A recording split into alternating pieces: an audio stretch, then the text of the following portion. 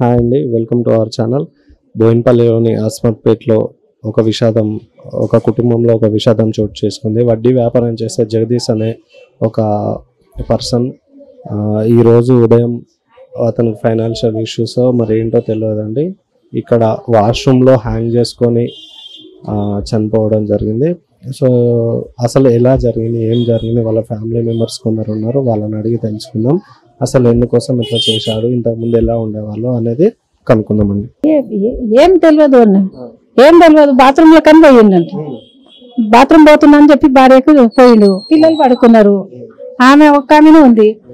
వస్తారు కదా బాత్రూమ్ స్నానం చేస్తుంది పోతారు కదా అని అనుకుంది. డోర్ ఇక్కడ పెట్టిండు, బాత్రూమ్ కు ఇంకా రాలేదని చెప్పి కొద్దిసేపటికి టీ పెట్టి పోయి చూసే వరకు రాలేదని చెప్పి వచ్చి చూసే వరకే ఇది అయిపోయిండు. అంతేనా, ఇది ఫైనాన్స్ ప్రాబ్లము. అది ఇచ్చిన వాళ్ళు తీసుకున్న వాళ్ళు అంతా ముంచిండ్రు, ఫైనాన్స్ ప్రాబ్లం వచ్చింది. తట్టుకోలేక ఏమి చెప్పలేదు, చేయలేదు. ఆమెకేం తెలియదు, ఆమెకి పిల్లలకి ఏం చెప్పాలి, ఆమెకేం చెప్పాలి. సో ఇదండి, ఇక్కడ వాళ్ళ ఫ్యామిలీ కానీ వాళ్ళు ఎటువంటి మాట్లాడే పొజిషన్లో లేరండి. సో ఏంటంటే ఇక్కడ ఇదే మనం ఉన్న ప్లేస్లోనే మార్నింగ్ వాళ్ళ వైఫ్ గారికి ఏంటంటే నేను చాయ్ పెట్టు, నేను మళ్ళీ వస్తానని ఇలా వాష్రూమ్లోకి వచ్చి అక్కడ దానికి హ్యాంగ్ చేసుకొని చనిపోవడం అనేది జరిగింది. మీరు చూసుకుంటున్నారు, ఇక్కడ ఉండేవారంట, అక్కడ వాష్రూమ్లో ఇలా చేసుకున్నారు. ఆ టైంలో వాళ్ళ పిల్లలు కానీ వీళ్ళందరూ పడుకొని ఉన్నారంట. మార్నింగ్ టైంలో జరిగింది. వాళ్ళ వైఫ్ గారు ఉన్నారు, కానీ ఇక్కడ డోర్ అనేది వేసుకున్నారండి. ఇక్కడ ఈ డోర్ వేసుకున్నారు. ఇక్కడ డోర్ వేసుకోవడం వల్ల అసలు లోపల ఏం జరుగుతుందో తెలియలేదు. సో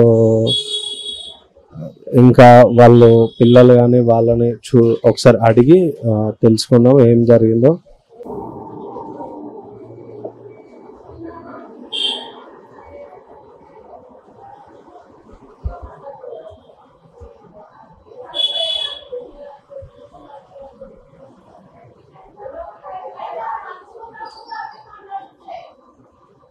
నమస్కారం. అసలు ఇంతకు ముందు ఎప్పుడన్నా ఇలా సార్ భయపడడం కానీ మీ పైన ఏదన్నా అనడం కానీ ఇట్లా బాధ చెప్పుకోవడం, ఇట్లా నాకు ఫైనాన్షియల్ ఇబ్బంది ఉంది అని ఎప్పుడన్నా ఏమన్నా అన్నాడు? కొద్దిగా అప్పయింది అంటే గోల్డ్ అంతా ఇచ్చేసిన, మళ్ళీ ఆయనకి ఇంకా తెలియని నాకు తెలియని ఏమైనా ఉండొచ్చు, దాని గురించి ఏది అయింది.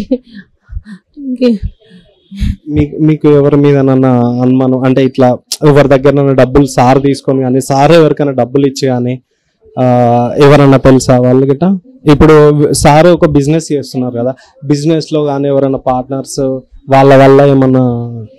అది నాకు ఏం తెలియదండి, ఏం చెప్పకపోయేది. కాకపోతే ఆయన కొంచెం ప్రాబ్లం అయింది, కానీ వాళ్ళు ముంగట వాళ్ళు ఏమన్నారో తెలియదు నాకు. సో చూడండి, ఇప్పుడు ఫైనాన్షియల్ పరిస్థితి వల్లనే ఒక నిండు ప్రాణం అనేది కోల్పోయారు. సో ఏంటంటే ఇప్పుడు మేడం ఉన్నారు, మేడం గారికి 2 కూతుళ్ళు. సో ఎవరైతే ఆ ఫైనాన్షియల్ ఇష్యూ వల్ల సార్కి ఇబ్బంది కలిగి సార్ ప్రాణాలు పోవడానికి కారణమయ్యారో వాళ్ళు ఎవరైనా కానీ ఇక్కడికి వచ్చి వీళ్ళకి హెల్ప్ చేయడం కానీ లేకోకుంటే వీళ్ళ ఫ్యామిలీకి హెల్ప్ చేయడం కాకపోయినా వాళ్ళు ఎవరో వచ్చి వీళ్ళ ముందుండి వాళ్ళకి ఎంత వచ్చేది ఉందా అది ఇచ్చేసి పోతే ఇక్కడ ఉన్న వాళ్ళకి కానీ ఎవరికైనా బాగుంటుందండి. ఇక్కడ చూసుకుంటే మేడం చూసుకోవచ్చు, మేడం 2 కూతుర్లు అండి. సో జగదీష్ గారి ఫ్యామిలీ గురించి తెలిసిన వాళ్ళు ఇక్కడ పెద్దలు కొంతమంది ఉన్నారు, వాళ్ళతోటి కనుక్కుందాం అసలు ఏం జరిగింది ఏంది అనేది. నమస్కారం. నమస్కారం. జగదీష్ గారు మీరు ఎప్పటి నుంచి? నాకు కొడుకు అవుతాడండి, కాకయ్యన అయితే నేను వాళ్ళ ఫాదరు నాకు అన్నయ్య అవుతాడు, మా పెద్దనాన్న కొడుకు వాళ్ళు. మేమంతా పిల్లలం. ఇంతకుముందు ఎలా ఉండేది? చాలా బాగుండేది, అందరితో బాగుండేదండి. ఇంతవరకు అసలు బ్యాడ్ రిమార్క్ లేదు. వాడిది ఎందుకు చనిపోయి అర్థం అవ్వట్లేదు. అందరూ అంతే ప్రశ్నలు అవుతున్నారు, ప్రతి ఒక్కరు కూడా అదే ఆశ్చర్యపోతున్నారు. ఏంటంటే అసలు ఇంత మంచి పిల్లవాడు, ఇంత మంచి బాబు, అసలు ఏమైంది?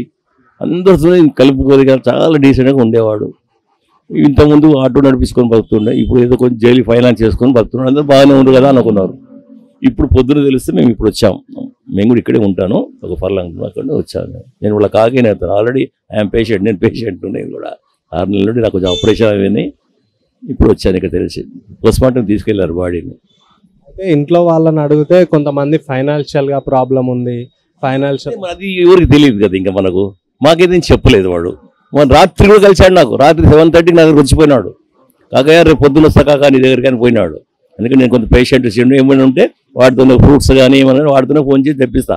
నేను ఇక్కడే ఉండేది జస్ట్ దర్లాంగ దూరంలో. రాత్రి వచ్చిపోయాడు నా దగ్గర 7:30కి. రేపు పొద్దున్న వస్తా కాకయ్య అనుకుంటూ పోయాడు అతను. పొద్దున రిపోర్ట్ వచ్చింది నాకు. అంతేగాని ఇంకేం తెలియదు. వాడు డైలీ పోయినా మరి ఊరికి ఇచ్చిండు ఏంటో ఇక వాళ్ళ మిస్సెస్ తెలియాలా వాళ్ళ పిల్లలు తెలియాలి. ఇంకా మాకేది చెప్పలేదు. నిన్న రాత్రి కలిసారు. రాత్రి 7:30 కలిశాడు నా దగ్గరికి వచ్చాడు. రేపు పొద్దున్న వస్తా కాకయ్య అని. అంటే నాకు ఇప్పుడు అవసరం పడితే వాడికే ఫోన్ చేస్తాను. నేను ఆల్రెడీ ఐఎమ్ పేషెంట్. 6 months నుండి నాకు ఆపరేషన్లో అయినాయి. పేషెంట్ నేను. నాకు ఏమైనా కావాలంటే వాడికి చెప్తాను. ఫ్రూట్స్ ఏమైనా తేవాలంటే వాడికి చెప్తే ఇంకా నాకు అవైలబుల్ కూడా ఉన్నాడు దగ్గరలో. నా కొడుకు అవుతాం మా అన్నయ్య కొడుకు అయితే పిలిపించా. రాత్రి 7:30కి వచ్చిపోయాడు నాకు. ఏం చెప్పలేదు మరి. పొద్దున కలుస్తా కాకయ్య అనుకుంటూ పోయాడు. అంతే, అంతవరకే తెలుసాడు. సరే అండి.